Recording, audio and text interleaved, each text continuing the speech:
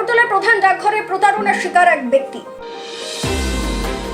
এবার ছোট্ট পার্বত্য ত্রিপুরার রাজধানী আগরতলার প্রধান ডাকঘরে পার্সেল নিয়ে প্রতারণার অভিযোগ তুলল গৌতম সূত্রধর নামে এক ব্যক্তি।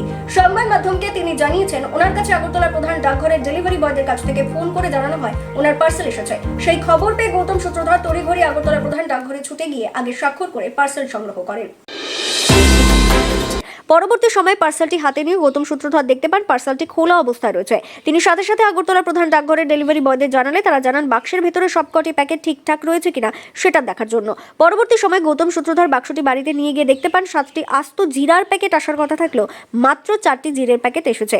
সাথে সাথে তিনি পার্সেলটি নিয়ে আগরতলার প্রধান ডাকঘরে আসার পর ডাকঘর থেকে বলা হয় গৌতম সূত্রধর নাকি 1 কেজি করে 3টি জিরের প্যাকেট বাড়িতে রেখে এসেছেন। আগরতলার প্রধান ডাকঘরের কর্তৃপক্ষের কাছ থেকে এই ধরনের পাল্টা অভিযোগ শুনতে পেয়ে সংবাদ মাধ্যমের দ্বারস্থ হয়ে গৌতম সূত্রধর তার দুঃখের কাহিনী সকল মানুষের কাছে তুলে ধরে সকল মানুষকে সতর্ক হওয়ার জন্য বলেন। ত্রিপুরা থেকে বিক্রম কর্মকারের রিপোর্ট, এক্সটিভি বাংলা।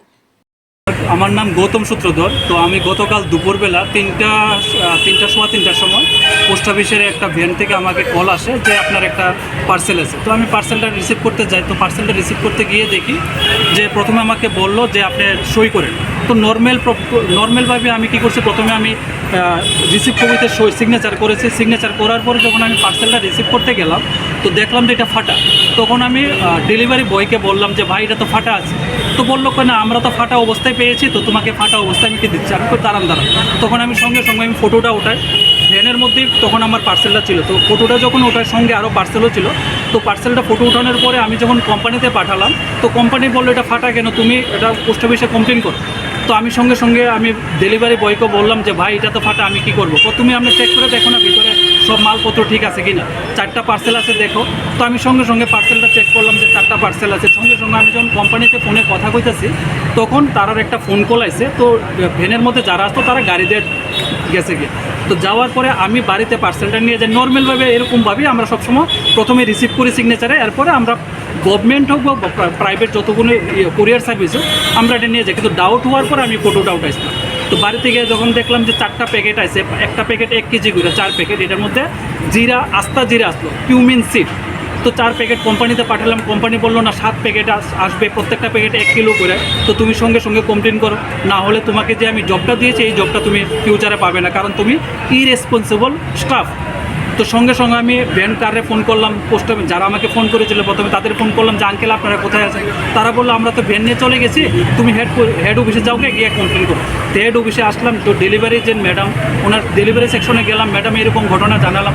তো বললো ঠিক আছে আপনি একটা কাজ করুন, আমাদের যে পোস্ট মাস্টার আছে ওনার সঙ্গে যোগাযোগ করুন। তো পোস্ট মাস্টারের পুরো ঘটনা বললাম। তো পোস্ট মাস্টার বললো দেখো যেই ঘটনাটা হয়েছে ফিজিক্যালি আমরা কেউ ছিলাম না, তো ওরা আস্তে আস্তে সময় লাগবে, তুমি একটু ওয়েট করো। তো আমি নিচে আবার গিয়ে ওয়েট করছিলাম। তারপরে ম্যাডাম তারাকে বললাম ম্যাডাম এমনও হতে পারে যে পার্সেল যখন এসেছে এটা ফেটে বিভিন্ন জায়গায় পড়ে যেতে পারে, এরকম হয় অনেক সময়, আপনার একটু স্টোর রুমে একটু চেক করে দেখুন। তো ম্যাডাম আমাকে সাহায্য সহযোগিতা করেছে। স্টোর রুমে গিয়ে দেখিয়েছে যে আমাদের সমস্ত সিসি ক্যামেরা আছে, আমাদের কোনো পার্সেল ফাটা থাকলে বা কোনো রকমের ডাউট থাকলে আমরা অফিস থেকে আর ডেলিভারি করি না।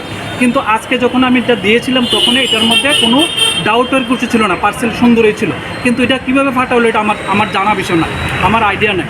তারপর আমি সন্ধ্যা পর্যন্ত অপেক্ষা করলাম, 5টা সাড়ে 5টা পর্যন্ত। তখন যেই লোকটা আমাকে ডেলিভারি করেছিল ভ্যান থেকে আর যার সঙ্গে কথা হয়েছিল, যে নিয়ে বলেছিল যে তুমি চেক করে দেখো এটার মধ্যে মালপত্র সব ঠিক আছে কিনা, উনি তখন কালকে সন্ধ্যার সময় আসেনি।